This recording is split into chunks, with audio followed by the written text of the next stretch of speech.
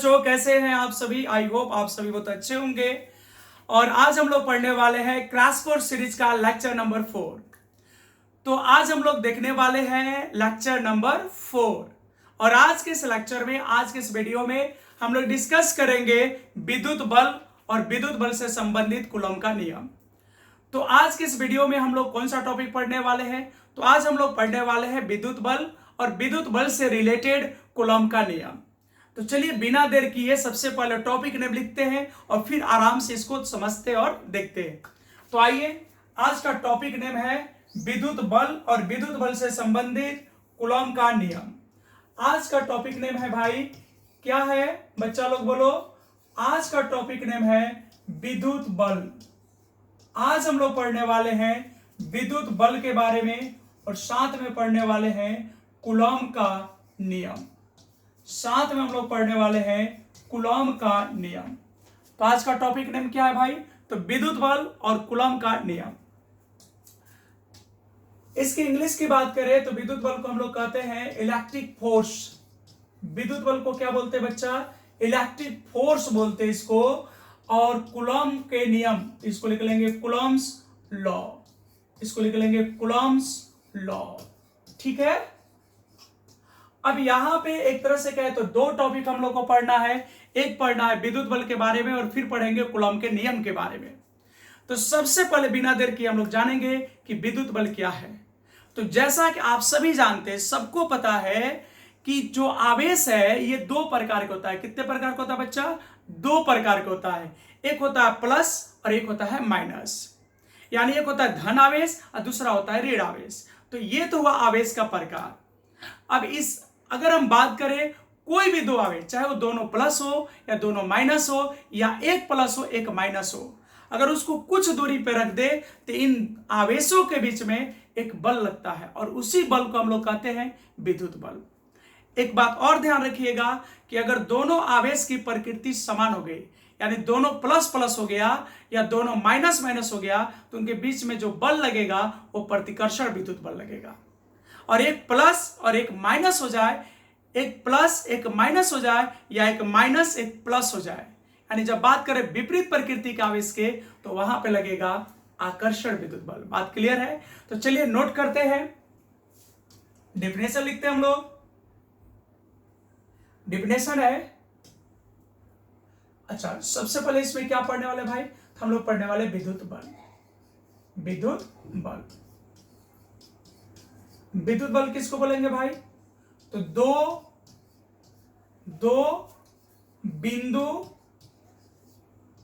बिंदु आवेशों, कब आवेश चाहिए? तो दो बिंदु आवेशों के बीच, दो बिंदु आवेशों के बीच लगने वाले, दो बिंदु आवेशों के बीच लगने वाले, दो बिंदु आवेशों के बीच लगने वाले आकर्षण या प्रतिकर्षण, दो बिंदु आवेशों के बीच लगने वाले आकर्षण या प्रतिकर्षण बल को विद्युत बल कहते हैं। विद्युत बल कहते हैं। डिफिनेशन बहुत ही सिंपल है भाई। उम्मीद करते हैं आपको यह डिफिनेशन समझ में आया भी होगा। विद्युत बल किसे कहते हैं? तो ध्यान देना बच्चा, यहाँ पे कितने आवेश की बात हो रही है? तो दो बिंदु आवेशों के बीच। कितने बिंदु आवेशों के बीच? तो दो बिंदु आवेशों के बीच लगने वाले, ये आकर्षण भी हो सकता है या प्रतिकर्षण बल को हम लोग क्या कहते हैं? विद्युत बल। यानी दो आवेशों के बीच में लगने वाले आकर्षण या प्रतिकर्षण बल को हम लोग क्या कहते हैं? तो विद्युत बल कहते हैं। यानी विद्युत बल का मतलब है आवेशों के बीच में लगने वाला बल। विद्युत बल का मतलब क्या हुआ बच्चा? तो आवेशों के बीच में लगने वाला बल। जैसा कि यहाँ नेचर की बात करें तो आकर्षण भी हो सकता है और प्रतिकर्षण भी हो सकता है। कब आकर्षण होगा और कब प्रतिकर्षण होगा देखिए। अब यहां पे कंडीशन नंबर 1 हम ले ले, अगर यहां से नोट कर ले अगर बात को, यहां पे नोट, तो देखिए समान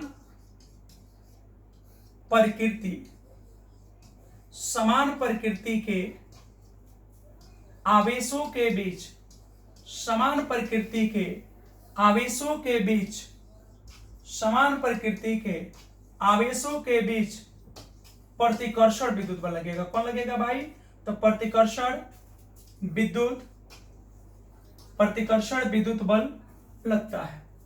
प्रतिकर्षण विद्युत बल लगता है। प्रतिकर्षण विद्युत बल लगता है। ठीक है बच्चा। समान प्रकृति के आवेशों के बीच में कौन सा बल लगेगा? तो प्रतिकर्षण विद्युत बल लगेगा। यानी उनकी अगर नेचर सेम होगी, जैसे नहीं समझ रहे हो आप लोग, नहीं समझ रहे हो तो आप समझा देते हैं, हम लोग समझने के लिए ही तो बैठे यहाँ पे। अब इससे मान लो यहां पे हमने एक आवेश ले लिया, दूसरा आवेश हमने यहां पे ले लिया। अब यहां पे क्या है कि हमने ले लिया प्लस Q1 और यहां पे हमने ले लिया प्लस Q2। ठीक है, तो दोनों का ही नेचर हमने क्या ले लिया? प्लस। दोनों का नेचर हमने क्या ले लिया? प्लस। इनके बीच की निश्चित दूरी हमने ले ली R। ठीक है, तो यहां पे दोनों आवेश के अगर नेचर की बात करें तो दोनों क्या है? प्लस है। तो यहां पे जो ये दोनों आवेश एक दूसरे पे जो बल लगाएंगे, ये दोनों एक दूसरे पे कैसा बल लगाएंगे? तो प्रतिकर्षण, यानी बाहर की ओर। ये सटना नहीं चाहेंगे, ये उधर बल लगेगा, इस पे इधर बल लगेगा। यानी दोनों आवेश एक दूसरे से सटना नहीं चाहेंगे, बल्कि दूर जाना चाहेंगे। आपको सर प्लस प्लस में ऐसा, और अगर दोनों माइनस होता तो क्या होता? तो भी बच्चा वही होता। जैसे दूसरा कंडीशन हम देख लेते हैं। दूसरा कंडीशन ये हो सकता है, जैसे एक आवेश यहां ले लिए, एक आवेश यहां ले लिए, मान लो दोनों माइनस माइनस है, इनके बीच की दूरी जो बच्चा है वो कितना है? R। इनके बीच का जो केंद्रीय दूरी है सेंटर से, वो है R। इस पे क्या है? मान लेते हैं हम माइनस Q1 चार्ज है, इस पे बच्चा माइनस Q2 चार्ज है। तो ये दोनों भी एक दूसरे को क्या करेगा? तो ये दोनों भी एक दूसरे को प्रतिकर्षित करेगा। इस पे बल लगेगा इधर और इस पे बल लगेगा इधर। ठीक है, तो दोनों एक दूसरे को क्या कर रहा है बच्चा? प्रतिकर्षित कर रहा है। ठीक है, ये किसको दिखला रहा है? ये प्रतिकर्षण को दिखला रहा है। किसको दिखला रहा है? प्रतिकर्षण को। बात समझ में आ गई? इतनी बात तो समझ में आ गई होगी आपको। इतना बात समझ में आया? प्रतिकर्षण विद्युत बल कब लगेगा? तो प्रतिकर्षण विद्युत बल तब लगेगा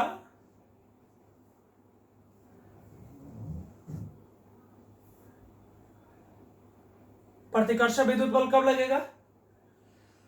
तो प्रतिकर्षण विद्युत बल तब लगेगा जब दोनों प्रकृति क्या हो? दोनों आवेश की प्रकृति क्या हो? समान हो। अब आते हैं यहां पे, अगर विपरीत प्रकृति हो जाए तो क्या होगा भाई?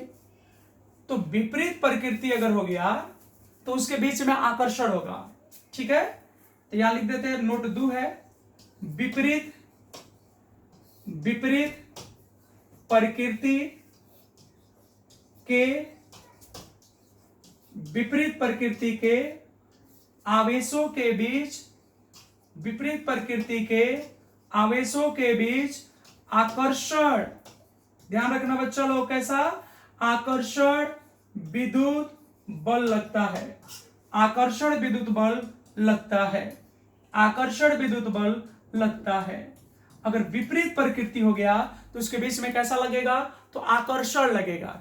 जैसे यहां पे देख लो, जैसे मान लो यहां पे बच्चा एक प्लस है और दूसरा मान लो यहां पे क्या है?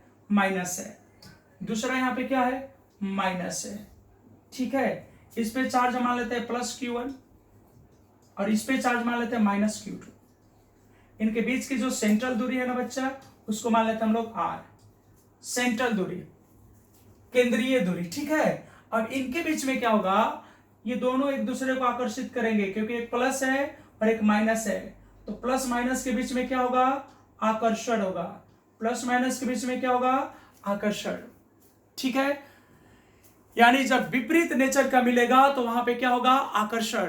और समान नेचर जब होगा, जब सेम नेचर होगा, तो वहां पे क्या होगा? प्रतिकर्षण।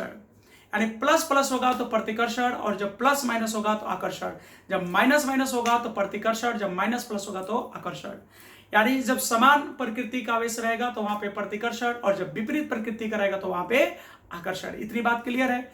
अब आते हैं कूलॉम के नियम को देखते हैं। ये हो गया विद्युत बल। अब अगला टॉपिक इसमें देखते हैं कूलॉम का नियम। तो अगला टॉपिक दूसरे नंबर हम देख लेते हैं कूलॉम का नियम। तो जैसा कि आप सभी को पता है कि दो आवेश के बीच में बल लगता है और उस बल को हम लोग क्या कहते हैं बच्चा, तो उस बल को हम लोग कहते हैं विद्युत बल। दो आवेशों के बीच में लगने वाले बल को क्या कहते हैं, विद्युत बल। अब इसी बल से संबंधित कूलॉम का नियम है। देखिए क्या है कूलॉम का नियम। मान लेते हैं दो आवेश है मेरे पास, कितने आवेश है, दो आवेश है, ठीक है, दो आवेश है। एक आवेश को हमने यहां पे ले लिया और एक आवेश को यहां पे ले लिया, ठीक है, हमने दो आवेश ले लिया, यहां पे दो आवेश ले लिया। एक आवेश को हमने यहां पे ले लिया Q1 और दूसरे आवेश को ले लिया हमने Q2। ऐसे अगर कोई साइन नहीं दिया गया तो प्लस प्लस हो गए, ये प्लस माइनस कुछ भी हो सकते हैं, उससे घबराने की जरूरत नहीं है। अब क्या है कि दोनों आवेश एक दूसरे पे न्यूटन के तृतीय नियम के अनुसार बराबर बल लगाएंगे, क्योंकि दो आवेशों के बीच में बल लगेगा। अब ऐसा है कि मान लेते हैं इनके बीच का जो सेंट्रल डिस्टेंस है, यानी केंद्रीय दूरी जो है, उसको हम लोग R मान लेते हैं, ये केंद्रीय दूरी है। इसलिए हम लोग जो विद्युत बल लगता है वो उसको हम लोग केंद्रीय बल भी कहते हैं। जो विद्युत बल है वो कैसा बल है, तो केंद्रीय बल है, क्योंकि ये दूरी कहां से मापी जाती है, सेंटर से। अब दोनों आवेश एक दूसरे पे क्या करेगा, बल लगाएगा। इस पे जो बल लगेगा इधर और इस पे बल लगेगा इधर, और न्यूटन के तृतीय नियम के अनुसार दोनों आवेश एक दूसरे पे बराबर बल लगाते हैं। अब कूलॉम साहब का कथन क्या है, तो कूलॉम साहब कहते हैं कि अगर दो आवेश को R दूरी पर रख दिए तो दोनों आवेश के बीच में जो विद्युत बल लगेगा ये दोनों आवेश के परिमाण के गुणनफल के समानुपाती होगा और इनके बीच की दूरी के वर्ग के व्युत्क्रमानुपाती होगा। तो चलिए कथन को पहले लिख लेते हैं। कथन है कूलॉम के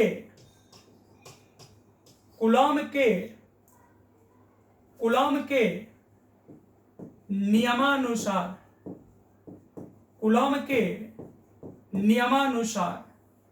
कूलॉम के नियमानुसार दो बिंदु आवेशों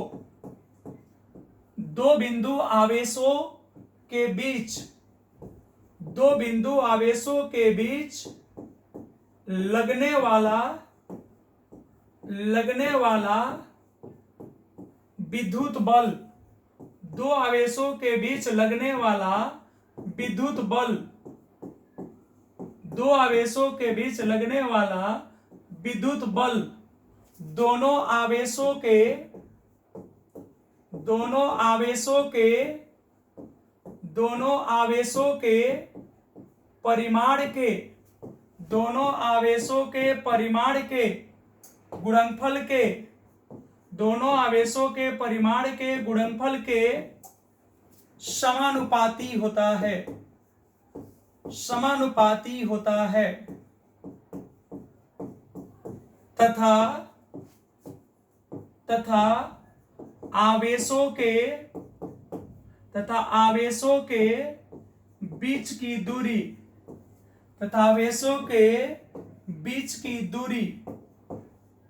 के वर्ग के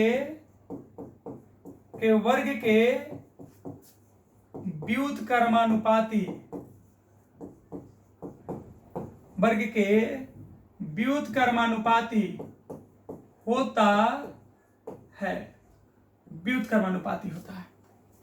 तो कूलॉम का कथन क्या है भाई, कूलॉम के नियम का कथन क्या है, तो कूलॉम के नियमानुसार दो बिंदु आवेशों के बीच, कितने, दो बिंदु आवेशों के बीच, कूलॉम के नियमानुसार, किसके नियमानुसार, कूलॉम के, किनके बीच लगेगा, तो दो बिंदु आवेशों के बीच लगने वाला विद्युत बल दोनों आवेशों के परिमाण के गुणनफल के क्या होता है, समानुपाती, और आवेशों के बीच का जो दूरी है उसके वर्ग के व्युत्क्रमानुपाती होता है। ठीक है, तो अब बताओ विद्युत बल को हमने क्या माना है, तो विद्युत बल को हमने माना है भाई F। विद्युत बल को क्या माना है, F। विद्युत बल को हमने क्या माना है, F। और ये समानुपाती होगा किसके, तो दोनों आवेशों के परिमाण के, तो एक हो गया मोड Q1 और दूसरा हो गया मोड Q2। अब परिमाण हो गया इसके गुणनफल के, तो दोनों गुणन हो गया, और बीच की दूरी के वर्ग के व्युत्क्रमानुपाती होता है। तो हमारा यहाँ पे क्या मिल गया, संबंध मिल गया, F समानुपाती मोड Q1 Q2 बटा में R²।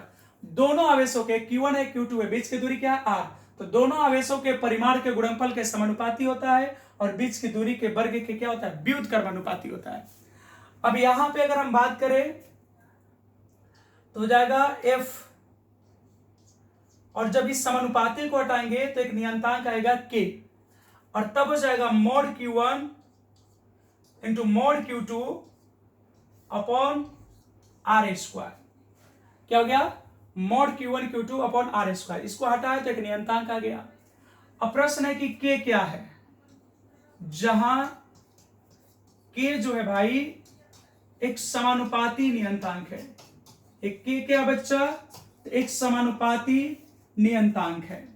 ये जो K आया है एक समानुपाती नियंतांक है, एक समानुपाती नियंतांक है, तथा इसका मान एसआई पद्धति में, किस पद्धति में, एसआई पद्धति में हवा या निर्वात के लिए, हवा या निर्वात के लिए पता है कितना होता है, 1/4 पाई एप्सिलॉन नॉट होता है। ये जो K आया है ना बच्चा, ये जो K आया है इसका मान, ये K एक नियंतांक है, और इसका मान एसआई पद्धति में हवा या निर्वात के लिए कितना होता है, 1/4 पाई एप्सिलॉन नॉट। तो आपको बात समझ में आई, यानी ये जो समानुपाती नियंतांक आया है K, इसका मान माध्यम के प्रकृति पर निर्भर करता है। तभी तो बोले हवा या निर्वात के लिए, यानी माध्यम बदलेगा तो ये K का मान बदल सकता है। दूसरा चीज बोले हैं कि एसआई पद्धति में, इसका मतलब है कि ये मात्रक पद्धति पर भी निर्भर करता है, यानी एसआई के लिए अलग होने वाला है, सीजीएस के लिए अलग होने वाला है। तो 2 नंबर में अगर पूछ दे कि जो विद्युत बल नियंतांक है या कूलॉम का जो नियंतांक है वह किन 2 बातों पर निर्भर करता है, तो आप बोल दीजिएगा पहला तो मात्रक पद्धति पर निर्भर करता है, और दूसरा आवेशों के बीच में जो माध्यम है उसके प्रकृति पर निर्भर करता है। क्लियर है। अब ये K का मान जो आया 1/4 पाई एप्सिलॉन नॉट, इस फॉर्मूले में रख लेते हैं। तो चलिए अगले पेज की ओर चलते हैं, और अगला पेज पे हम लोग लिखेंगे F इक्वल टू, तो हो गया बच्चा F equal to 1/4 pi epsilon naught, 1/4 pi epsilon naught mod Q1 into mod Q2 upon कितना हो गया बच्चा, तो R², ये हो गया। ठीक है, तो ये आपका कूलॉम के नियम का सूत्र हो गया। तो दो बिंदु आवेशों के बीच लगने वाला जो विद्युत बल है, दो बिंदु आवेशों के बीच जो लगने वाला विद्युत बल है, उसका सूत्र क्या होगा, तो F बराबर 1/4 pi epsilon naught mod Q1 into mod Q2 upon R²।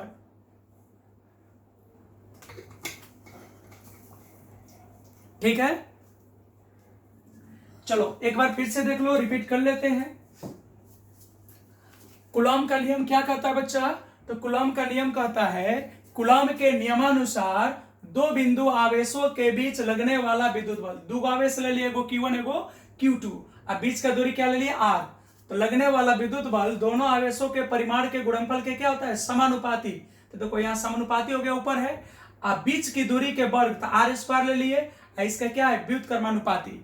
ठीक है, और इस समानुपाती को हटाए तो एक नियंतांक आ गया K, जहाँ K एक समानुपाती नियंतांक है, और इसका मान जो है साई पद्धति में हवा या निर्वात के लिए 1/4 पाई एप्सिलॉन नॉट होता है। इस अनुसार ये फॉर्मूला आ गया F equal to 1/4 pi epsilon naught mod Q1 into mod Q2 upon R²। जहां अब यहां पे भाई देख लो, जहां एप्सिलॉन नॉट जो है इसको क्या कहते हैं हम लोग, यहाँ एप्सिलॉन नॉट को हम लोग निर्वात की विद्युतशीलता कहते हैं। निर्वात की क्या कहते हैं भाई, निर्वात की विद्युतशीलता कहते हैं। निर्वात की क्या कहते हैं, विद्युतशीलता कहते हैं। इस एप्सिलॉन नॉट को क्या कहते हैं, निर्वात की विद्युतशीलता कहते हैं,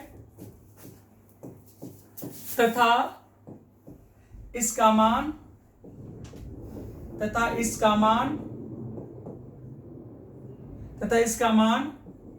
एसआई पद्धति में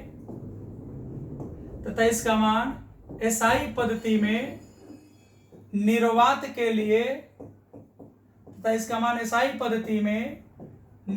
के लिए किसका मान, एप्सिलॉन नॉट का। याद रखिएगा, ऑब्जेक्टिव में पूछता है, जहां एप्सिलॉन नॉट निर्वात की विद्युतशीलता है और इसका मान एसआई पद्धति में निर्वात के लिए कितना होता है, 8.854 गुणे 10 के पावर -12 कितना होता है बच्चा, इस वैल्यू को याद रखिएगा, 8.854 गुणे 10 के पावर -12 कूलम्ब स्क्वायर प्रति न्यूटन मीटर स्क्वायर होता है। ठीक है, कितना होता है, तो 8.854 गुणे 10 के पावर -12 कूलम्ब स्क्वायर प्रति न्यूटन मीटर स्क्वायर होता है। और साथ में याद रखिएगा 1/4 पाई एप्सिलॉन नॉट की अगर बात करें तो जब इसमें 4 पाई का मान 3.14 या 22/7 और एप्सिलॉन नॉट का मान 8.854 रख के सॉल्व किया गया तो इसका मान लगभग आया 8.98। एग्जैक्ट में कितना था, 8.98 गुणे 10 के पावर -12 सॉरी 10 के पावर 9, तो उसी को हम लोग लगभग में लिख लेते हैं 9 गुणे 10 के पावर 9 और इसका मात्रक होगा इसका उल्टा न्यूटन मीटर स्क्वायर प्रति कूलम्ब स्क्वायर होता है। ठीक है बच्चा, यहां से न्यूमेरिकल बन जाएगा, Q1 Q2 दिया रहेगा, बीच का दूरी दिया रहेगा, ये दोनों Q1 Q2 रहेगा, बीच का दूरी रहेगा और 1/4 पाई एप्सिलॉन नॉट का मान कितना हो गया, तो 1/4 पाई एप्सिलॉन नॉट का मान हो गया 9 गुणे, यहां पे देख लीजिए इसका मान यहां पे लिखे हैं 9 गुणे 10 के पावर 9, एसआई पत्ती में कितना होगा 9 गुणे 10 के पावर 9। क्लियर है यहां तक। अब बात करें ये निर्वात के लिए हुआ, अगर कोई माध्यम होता तो क्या होता, यहां पे देख लीजिए, अगर यहां पर हम बात करें, नोट कर लोगे, नोट, इसे मान लीजिए यहां पे हम कहे एक आवेश यहां पे है, एक आवेश यहां पे है, तो ऊपर जाके देखा कर, यहां पे मान लीजिए एक हमने क्या मान लिया Q1, दूसरा यहां पर हमने क्या मान लिया Q2, बीच का दूरी बच्चा हमने क्या मान लिया R, क्या मान लिया R। अब इसके बीच में हम क्या करते हैं, कोई माध्यम को फिलअप कर देते हैं, इसके बीच में हम क्या करते हैं, माध्यम फिलअप कर देते हैं, ऐसे ऐसे माध्यम डाल देते हैं इसमें, ऐसे क्या किए, ऐसे माध्यम डाल दिया और इस माध्यम की जो आपेक्षिक विद्युतशीलता है उसको हमने एप्सिलॉन आर ले लिया, इस माध्यम की आपेक्षिक विद्युतशीलता को हमने क्या ले लिया, एप्सिलॉन आर ले लिया, इस माध्यम की अपेक्षिक विद्युतशीलता को हमने क्या ले लिया, एप्सिलॉन आर ले लिया। दिख रहा है, ये जो माध्यम है इसकी अपेक्षिक विद्युतशीलता को हमने क्या ले लिया, एप्सिलॉन आर। तो बल पे क्या प्रभाव पड़ेगा, क्योंकि अभी जो हम लोग कुछ देर पहले पढ़े वहां पे दोनों आवेशों के बीच में कुछ नहीं था, यानी बोले तो एक तरह से हवा था, दोनों आवेशों के बीच में क्या था, हवा, एक Q1 एक Q2, अब बीच का दूरी R दिखाए और वहां पे कोई माध्यम फिलअप नहीं हुआ था, यहां देख रहे हैं खाली खाली है, तो सूत्र आ गया F = 1/4 पाई एप्सिलॉन नॉट, तब जाके ये सूत्र वैलिड हुआ। लेकिन अगर मान लो दोनों के बीच में कोई माध्यम को फिलअप कर दे तो क्या होगा, तो देखिए क्या होगा, अब यहां पे देख लीजिए क्या होने वाला है,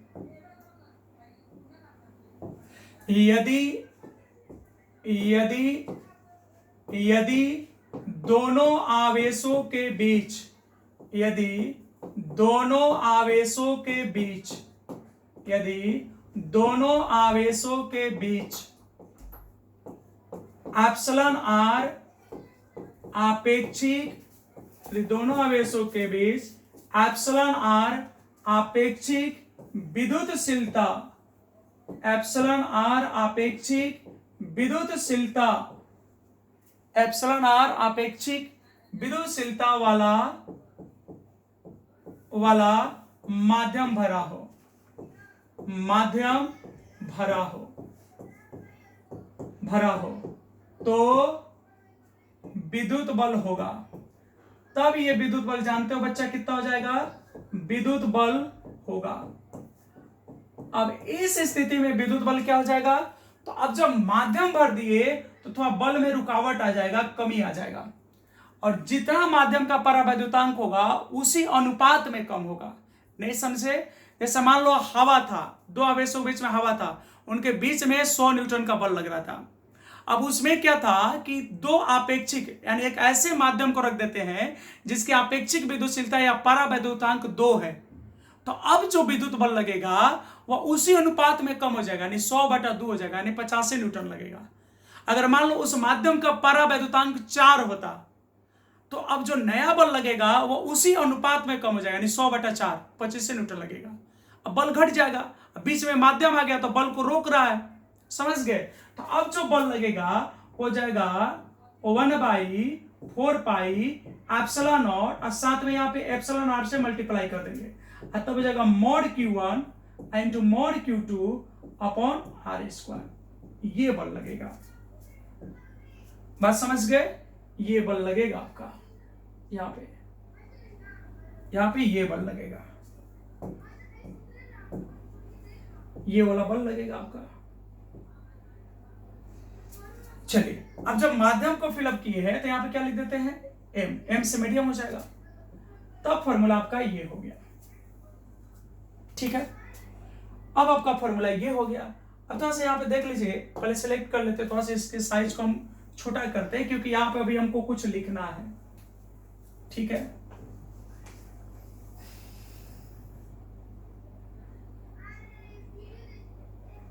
ठीक है। अब यहां पे अगर हम बात करें, यहां पे बच्चा देखो, ये जो एप्सिलॉन नॉट था ये निर्वात की विद्युतशीलता है, और एप्सिलॉन आर क्या था, तो माध्यम की आपेक्षिक विद्युतशीलता। एप्सिलॉन आर क्या था, आपेक्षिक विद्युतशीलता।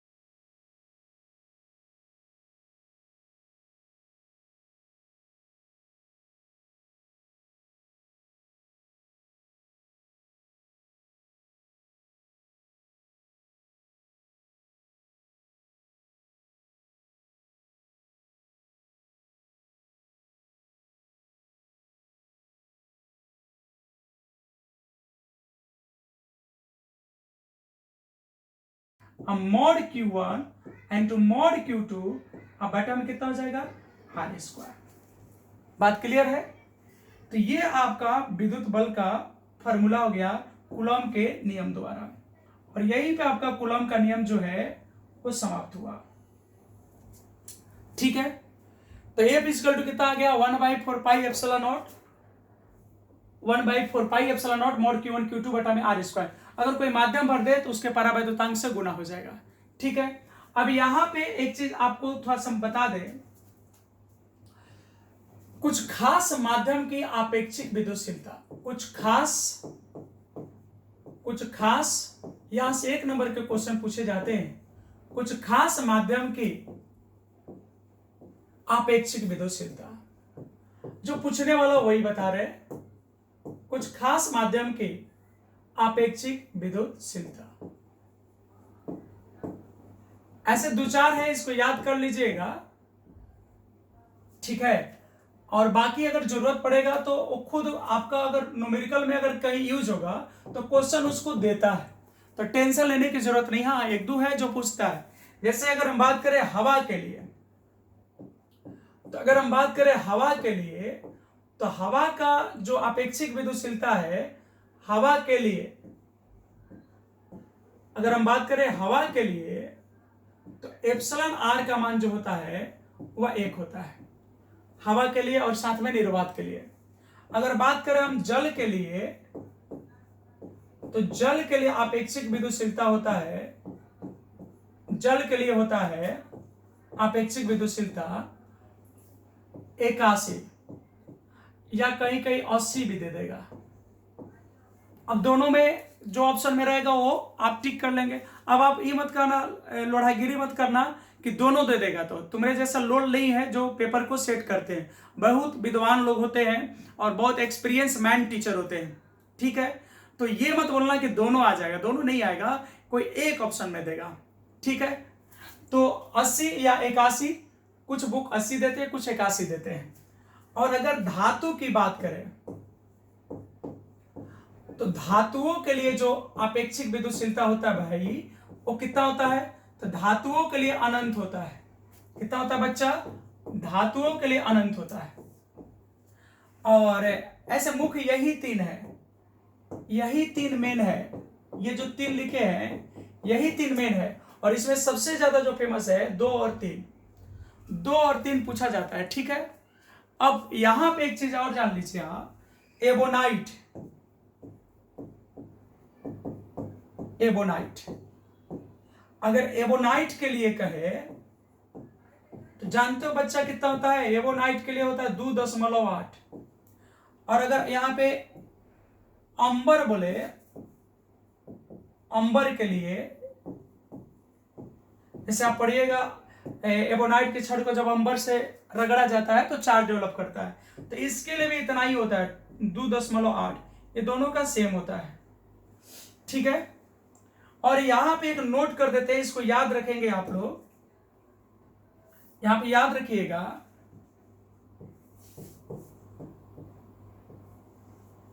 हवा को छोड़ के, हवा के अतिरिक्त, हवा के अतिरिक्त अन्य सभी माध्यम के लिए, हवा के अतिरिक्त अन्य सभी माध्यम के लिए,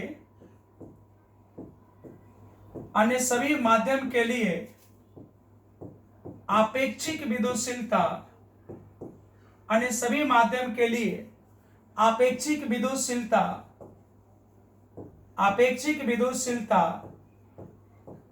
आपेक्षिक विद्युतशीलता, पता है बच्चा क्या होगा? मतलब हवा को छोड़ दो बस, हवा के लिए 1 होता है, जल के लिए 81, 80, धातु के लिए अनंत होता है, एबोनाइट के लिए 2.8, अंबर के लिए 2.8। अब ऐसे बहुत सारे माध्यम है, सबको हम लोग याद नहीं कर सकते। तो आपको अगर न्यूमेरिकल में कहीं यूज होगा तो बुक खुद देगा, ठीक है, टेंशन नहीं लेना है। बस इतना याद रखना है कि हवा के अतिरिक्त अन्य सभी माध्यम के लिए, अन्य सभी माध्यम के लिए आपेक्षिक विद्युतशीलता का मान, आपेक्षिक विद्युतशीलता का मान 1 से अधिक होता है। कितना होता है बच्चा? 1 से अधिक होता है, 1 से अधिक होता है, 1 से अधिक होता है। कितना होता है? 1 से अधिक होता है। अब यहां पे अगर एक छोटा सा हम क्वेश्चन दे दे यहां पे, तो थोड़ा ध्यान से सोच के बनाना बच्चा। एक क्वेश्चन अगर ऑब्जेक्टिव दे दे यहां पे, क्वेश्चन है एक माध्यम, एक माध्यम की आपेक्षिक, एक माध्यम की आपेक्षिक विद्युतशीलता हो सकती है, एक माध्यम की आपेक्षिक विद्युतशीलता हो सकती है, ठीक है बच्चा। ये नहीं बोला कि माध्यम है क्या, इसकी तो चर्चा ही नहीं है। बात समझ रहे हैं आप लोग? ये चर्चा में नहीं है कि कौन सा माध्यम लिया है, तेल लिया है कि गाय के घी लिया है कि गोबर लिया है, कुछ चर्चा नहीं है। सोना लिया है कि चांदी लिया है कि पानी लिया है कि किरासन लिया है, पेट्रोल लिया है, डीजल, कोई चर्चा नहीं है। खाली इतना कह दिया एक माध्यम की अपेक्षिक विद्युतशीलता हो सकती है, ठीक है। ऑप्शन ए दे दिया -2, ऑप्शन बी दे दिया 0.5, ऑप्शन सी दे दिया -4, ऑप्शन डी दे दिया 8। अब आपको बताना है यहां पे कि एक माध्यम की अपेक्षिक विद्युतशीलता इसमें से कौन हो सकता है, और आप इसका जवाब दे सकते हैं। थोड़ा सा सोचोगे तो इसका जवाब मिल जाएगा।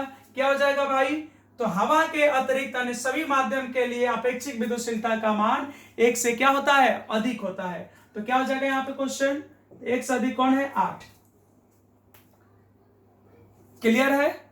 अब यहां से अगर हम ऑब्जेक्टिव का है तो ये भी हो सकता है, एक और ऑब्जेक्टिव यहां पे देख लेते हैं हम लोग।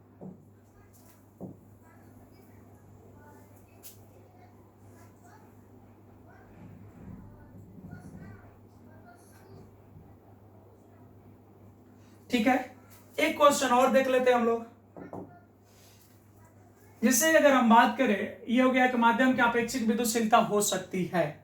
ठीक है, क्वेश्चन ये भी पूछता है, ये फेमस क्वेश्चन है, जल की आपेक्षिक विद्युतशीलता होती है। ये भी क्वेश्चन बहुत बार पूछा हुआ है, जल का और धातु का बहुत बार पूछा है। जल की आपेक्षिक विद्युतशीलता या परावैद्युतांक देता है, विद्युतशीलता होती है। विद्युतशीलता की जगह परावैद्युतांक भी देता है, 0, 1, 81, इंफिनिटिव, अपरिभाषित। जल्दी से बोलिए कौन सा होगा? तो जल की अपेक्षित विद्युतशीलता कितनी होती है? 81। अभी जस्ट हम लोग पढ़े। क्लियर है? हाँ, ये पूछा जाता है, धातुओं के लिए भी पूछा जाता है। क्वेश्चन में पूछा जाता है कि धातुओं के लिए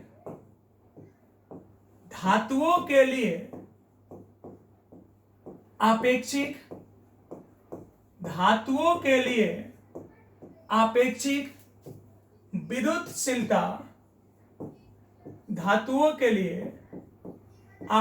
विद्युतशीलता या इसी को कहता है परावैद्युतांक। धातुओं के लिए आपेक्षिक विद्युतशीलता या परावैद्युतांक होता है। तो धातुओं के लिए आपेक्षिक विद्युतशीलता या परावैद्युतांक होता है, मान लो 0 है, बी जो है 81 है, सी जो भाई 1 है और डी जो है अनंत है। तो धातुओं के लिए क्या होता है बच्चा? तो धातुओं के लिए होता है अनंत, अपरिभाषित। क्लियर है? धातुओं के लिए क्या होती है? अपरिभाषित। यहां से क्वेश्चन ये भी बहुत बार पूछा है, निर्वात की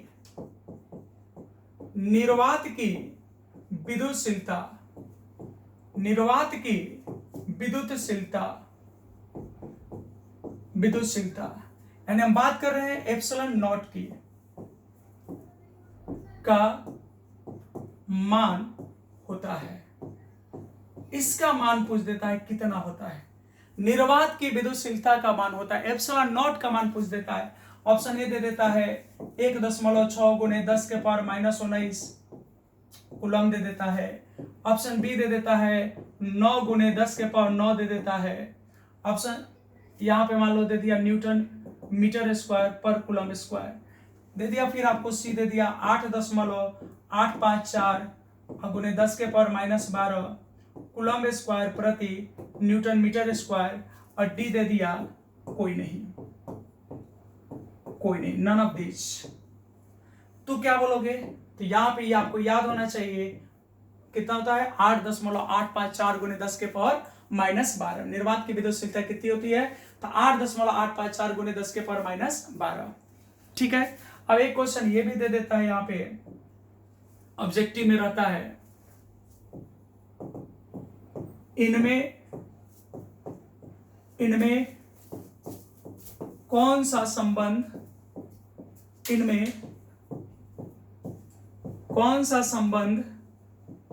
सत्य है? इनमें कौन सा संबंध सत्य है? ऑप्शन नंबर ए रहता है एप्सिलॉन बराबर एप्सिलॉन नॉट बटा में एप्सिलॉन आर। बी रहता है एप्सिलॉन बराबर एप्सिलॉन आर बटा में एप्सिलॉन नॉट। ऑप्शन सी रहता है एप्सिलॉन बराबर epsilon naught into epsilon R, और डी में रहता है एप्सिलॉन आर बराबर एप्सिलॉन इंटू एप्सिलॉन नॉट। अब आपको बताना है, दो एक पैटर्न पे दिया, दो एक पैटर्न पे दिया, कौन सा संबंध सत्य है, कौन सा रिलेशन इसमें सही है बच्चा? आपको यह बताना है कौन सा संबंध सही है। तो देखो, अगर कूलॉम नियम की बात करें तो हम लोग ये एक जगह लिखे थे, यहां पे देखिए, यहां पे एक रिलेशन है कि 1/4 pi epsilon naught epsilon R, दिख रहा है ये रिलेशन? यहां पे यहां पे दिख रहा है बच्चा, यहां पे देखो, यहां पे ये रिलेशन दिख रहा है ना। तो इसके बदले में हमने यहां पे लिखा था, यहां पे epsilon naught into epsilon R, epsilon naught into epsilon R बराबर क्या होता है, एप्सिलॉन होता है। ये संबंध होता है, यानी अगर निर्वात की विद्युतशीलता को माध्यम के अपेक्षिक विद्युतशीलता में गुना करते हैं तो हमको क्या मिलता है, तो माध्यम की विद्युतशीलता मिलती है। ये एप्सिलॉन क्या है, तो माध्यम की विद्युतशीलता है। एप्सिलॉन क्या है भाई, तो माध्यम की विद्युतशीलता है। तो बताओ यहाँ पे कौन सा हो जाएगा, तो सी ऑप्शन हो जाएगा, एप्सिलॉन बराबर epsilon naught into epsilon R. क्या हो जाएगा, epsilon naught into epsilon R. Clear है यहाँ पे। अब थोड़ा सा देख लीजिए और एक क्वेश्चन, एक क्वेश्चन और देख लीजिए आप।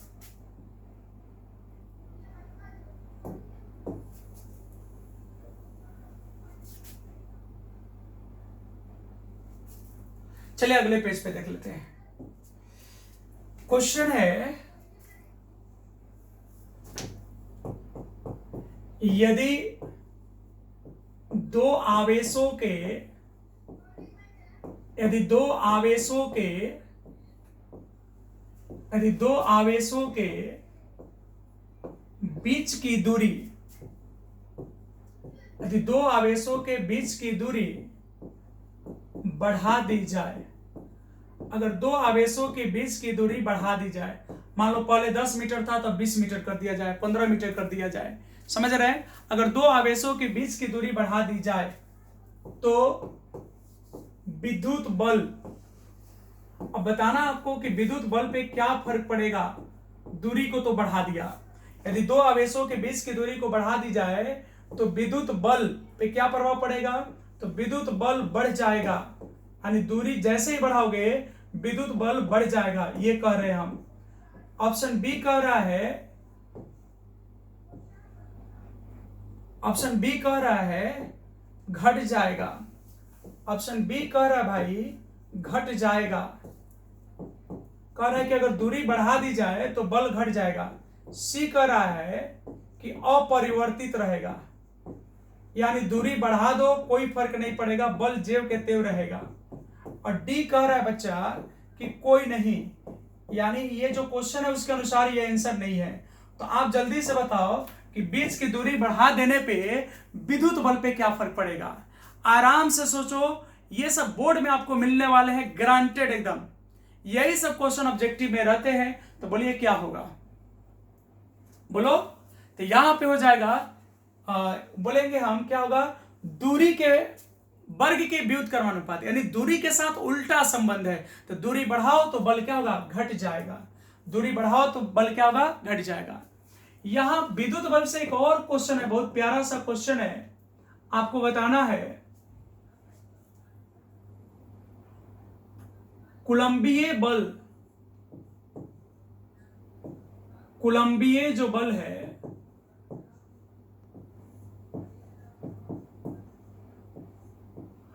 कुलंबीय जो बल है वह है, कुलंबियन फोर्स जो है वह क्या है, कुलंबीय बल है, ठीक है। यानी कुलंब के नियम में जो बल मिला वह क्या है, आपको ये बताना है। इसके लिए ऑप्शन ए है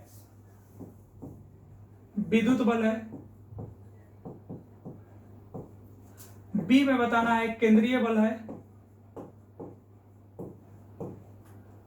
केंद्रीय बल है, सी में कह रहा है कि दोनों है, दोनों मतलब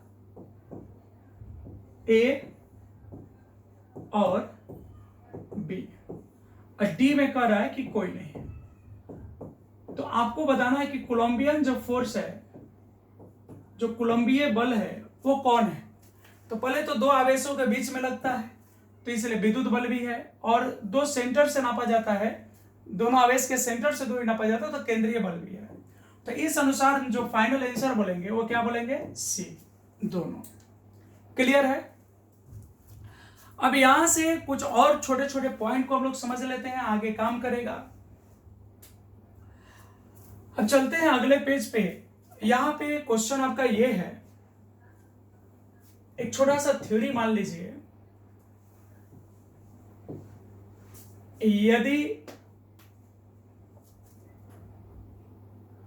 हवा या निर्वात में, यदि हवा या निर्वात में दो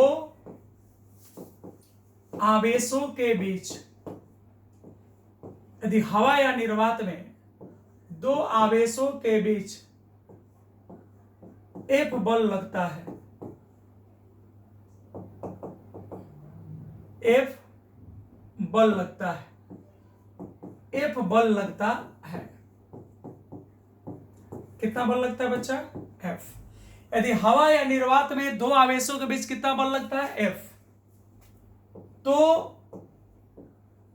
आवेशों के बीच, तो आवेशों के बीच एप्सिलॉन आर आपेक्षिक विद्युतशीलता वाला, एप्सिलॉन आर आपेक्षिक विद्युतशीलता वाला, एप्सिलॉन आर आपेक्षिक विद्युतशीलता वाला, बहुत मस्त ऑब्जेक्टिव यहां से पूछेगा, वाला माध्यम भरने पर, माध्यम भरने पर विद्युत बल, विद्युत बल जो है, अगर उसको एफ डैश मान ले तो विद्युत बल जो है एफ बटा एप्सिलॉन आर हो जाता है। यानी जितना परावैद्युतांक रहेगा उसी के रेशियो में बल घट जाएगा। इसको एग्जांपल से हम क्लियर कर देंगे, घबराने की जरूरत नहीं है। हमने कहा कि अगर दो आवेश हवा में है या निर्वात में है तो मान लो उस समय बल कितना लग रहा था? एक। अगर उन्हीं आवेशों के बीच में एक माध्यम भर दे एप्सिलॉन आर वाला, तो अब जो नया बल लगेगा वह एफ बटा एप्सिलॉन आर लगेगा। अब इस क्वेश्चन को आप, इस थ्योरी को समझिए कैसे क्वेश्चन में कहेगा। बनाने की झंझट नहीं है, अगर ऐसे क्वेश्चन पूछ दे तो आपको बनाना नहीं है। मतलब पहले समझो, जैसे मान लो हवा में दो आवेशों के बीच 40 न्यूटन बल लगता था। दो आवेश से कितना परिमाण है, क्या दूरी है, कोई मतलब नहीं है। कितनी दूरी है, क्या आवेश है, उससे कोई लेना देना नहीं है। मान लो दो आवेश हवा में है, उनके बीच 40 न्यूटन का बल लगता है। और अगर अब उन्हीं आवेशों के बीच में बिना कोई छेड़छाड़ किए, आवेश का परिमाण नहीं बढ़ाना है, दूरी को डिस्टर्ब नहीं करना है, यानी आवेश की स्थिति के साथ छेड़छाड़ नहीं करना है, अब उसके बीच में एक माध्यम भर दो और उस माध्यम की अपेक्षिक विद्युतशीलता मान लो 3 है, तो बल तो प्रभावित होगा। तो जो नया बल बनेगा पता है कितना होगा? 40/3, उसी रेशियो में घट जाएगा। क्लियर है? नहीं क्लियर है? आओ क्वेश्चन से क्लियर करते हैं। क्या क्वेश्चन है? वायु में दो आवेशों के बीच, वायु में दो आवेशों के बीच, दो आवेशों के बीच, वायु में दो आवेशों के बीच 120 न्यूटन बल लगता है। 120 न्यूटन बल लगता है, यदि बल लगता है, यदि आवेशों के बीच, यदि आवेशों के बीच, यदि आवेशों के बीच एप्सिलॉन आर, वायु में दो आवेशों के बीच 120 न्यूटन का बल लगता है। हमको पता है, आप तुरंत आंसर कर दोगे। कितना बल लगता है? 120 न्यूटन बल लगता है।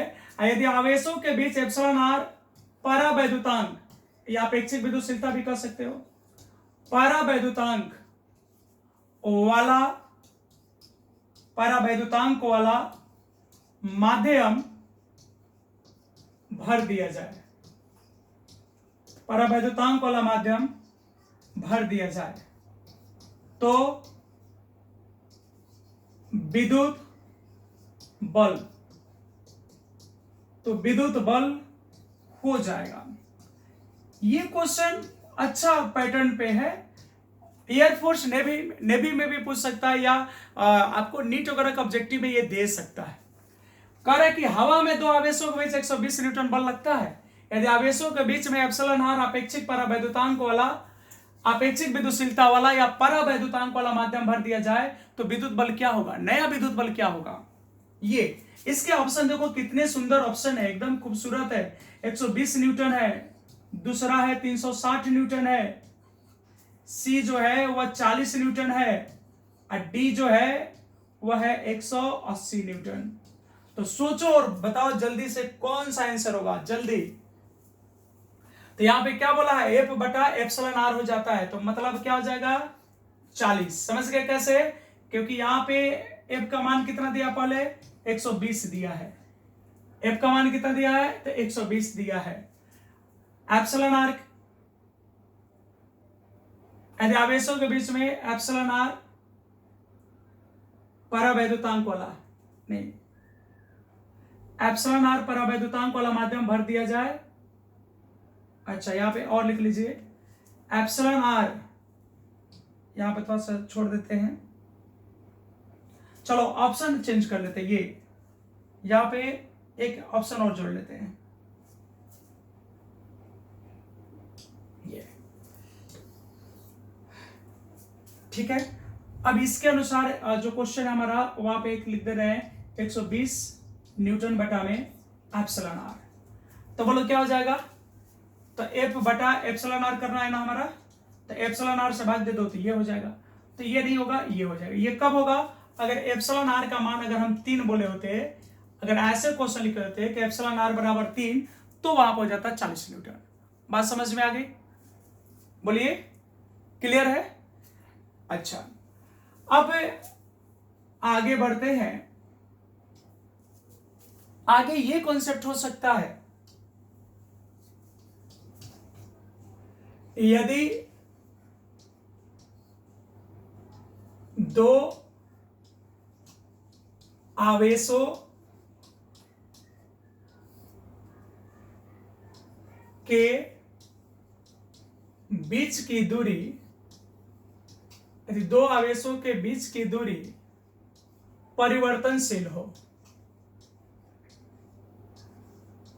या परिवर्तित होता हो या बदल दिया जाता हो, तो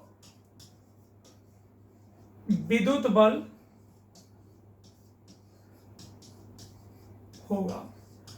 तो अगर दो आवेशों के बीच की दूरी बदल रही होगी तो उसके लिए आप बल निकालने के लिए फॉर्मूला लगा लीजिएगा, F1 R1² equal to F2 R2²। अब ज्यादा लॉन्ग में बनाने की जरूरत नहीं है, यही से आप सीधे इस फॉर्मूले का यूज करके बना लीजिएगा। अब आप कहोगे सर F1 क्या है, F1 बच्चा जो है वो प्रारंभिक बल है, जो शुरुआत में बल दिया रहेगा ना वही F1 है, ये प्रारंभिक बल है। और जो R1 है ना बच्चा, ये प्रारंभिक दूरी है, जो शुरू में कहेगा कि दो आवेशों के बीच की दूरी इतनी है, ये प्रारंभिक दूरी है। और F2 जो है ना, ये बाद में अंतिम बल बोल सकते हैं इसको, इसको क्या बोल सकते हो, अंतिम बल। और जो यहाँ पे R2 है ना भाई, ये अंतिम दूरी है। R2 क्या है, अंतिम दूरी। वन शॉट पूरा विद्युत बल का क्वेश्चन, बोर्ड का कुछ भी नहीं छूटेगा, सारा बोर्ड का रिलेटेड क्वेश्चन हो जाएगा। अब यहां पे कहोगे आपकी सर क्वेश्चन से समझाइए ना, तो सुनो, आवेश का परिमाण नहीं देगा, कहेगा यदि दो आवेशों के बीच की दूरी, यदि दो आवेशों के बीच की दूरी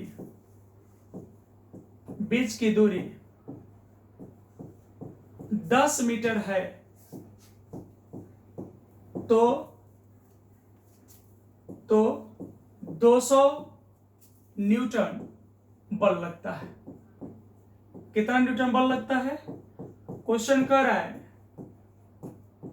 यदि दो आवेशों के बीच की दूरी 10 मीटर है तो 200 न्यूटन बल लगता है। तो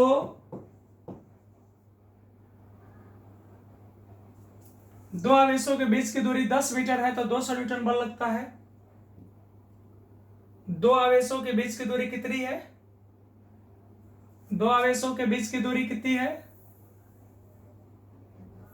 दो आवेशों के बीच की दूरी 10 मीटर है तो 200 न्यूटन बल लगता है। अब यहां पे देख लो, यदि आवेशों के बीच की दूरी, यदि आवेशों के बीच की दूरी 20 मीटर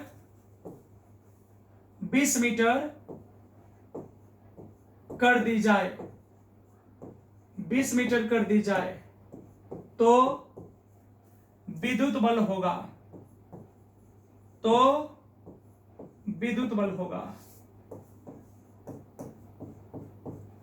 तो विद्युत बल होगा। अब इसके मान लो 4 ऑप्शन हो जाए। एक ऑप्शन हो जाए 200 का 200 रहेगा, कोई परिवर्तन नहीं होगा। एक हो जाए कि नहीं भाई 100 न्यूटन हो जाएगा, आधा हो जाएगा, दूरी आधा हो गया। एक हो जाएगा नहीं भाई डबल हो जाएगा, यानी 200 का 400 हो जाएगा। एक ऑप्शन दे दे कि नहीं भाई 50 हो जाएगा। अब आपको बताना है कि इसमें कौन सा आंसर होगा। रिलेशन क्या था हमारा, F1R1, तो F2 बराबर क्या लिख सकते हो आप, तो F2 बराबर लिख सकते हो, F2 बराबर क्या लिख सकते हो, F2 बराबर लिख सकते हो F1 R1 बटा R2 का होल स्क्वायर। इस रिलेशन को आगे बढ़ाओगे तो आ जाएगा F2 बराबर F1 इंटू R1 बटा R2 का होल स्क्वायर। अब बताओ F1 का मान कितना था 200, पहले R1 कितना था तो 10 मीटर, पहले कितना था 10 मीटर, अब कितना हो गया 20, पूरा का होल स्क्वायर, ये कट गया तो 1/2 का स्क्वायर करोगे तो 1/4 हो जाएगा। आज 200 में 4 से भाग लगेगा तो कितना आ जाएगा 50 न्यूटन। हमारा आंसर कितना हो गया 50 न्यूटन। क्लियर है। तो यहां पे ये आपका कूलम के नियम से रिलेटेड कुछ बातें थी जो हम लोग अब तक कर रहे थे। इसको अच्छे से देखिएगा, बनाइएगा। हाँ, 2 नंबर में कभी कभी पूछ देता है कि कूलम के नियम की जो 2 परिसीमाएं हैं उसकी चर्चा करें या उसको बताइए। तो कूलम का नियम जो है बिंदु आवेश के लिए सत्य है या स्थिर आवेश के लिए सत्य है, मतलब ये गतिमान आवेश के लिए वैलिड नहीं है। ठीक है, तो इस तरह से करके आप उसको लिख लीजिएगा। और फिलहाल आज इतना ही इस वीडियो में, और अब नेक्स्ट कॉन्सेप्ट के साथ नेक्स्ट वीडियो में। धन्यवाद आप सभी का।